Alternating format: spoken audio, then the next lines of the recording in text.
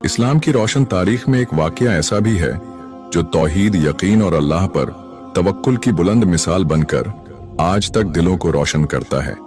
जब मिस्र फतह हुआ, वहां के गवर्नर हजरत अम्र बिन आस रजी अल्लाहु अन्हु ने हजरत उमर फारूक रजी अल्लाहु अन्हु को एक चिट्ठी भेजी।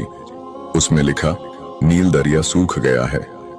लोग कहते हैं कि जब तक एक कुंवारी लड़की को दरिया में कुर्बान न किया जाए, पानी नहीं बहेगा। क्या हमें ये रस्म पूरी करने की इजाजत?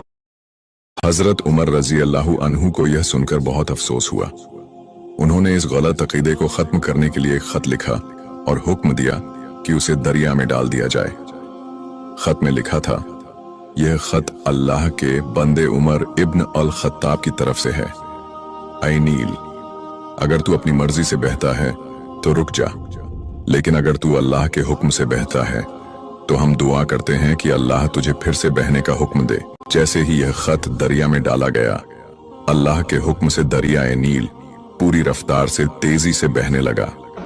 लोगों पर हैरत और यकीन की कैफियत तारी हो गई। एक झूठी रस्म का खात्मा हुआ और तौहीद का परचम बुलंद हुआ। सूरह अल बकरा आयत नंबर 284। आसमानों और जमीन में जो कुछ भी है वह सब अल्लाह का है, और तुम अपने दिलों की बातें जाहिर करो या छुपाओ, अल्लाह तुमसे उसका हिसाब लेगा, और अल्लाह हर चीज पर पूरी तरह कादिर है।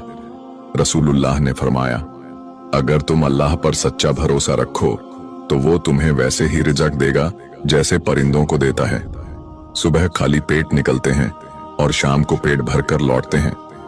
बेशक इस वाकये से हमें यह पैगाम मिलता है कि इस्लाम रस्मों पर नहीं, तौहीद और यकीन पर खड़ा है। जब इंसान अल्लाह पर मुकम्मल भरोसा करता है तो समुंदर भी राह देता है और सूखी जमीन से भी चश्मे फूटते हैं।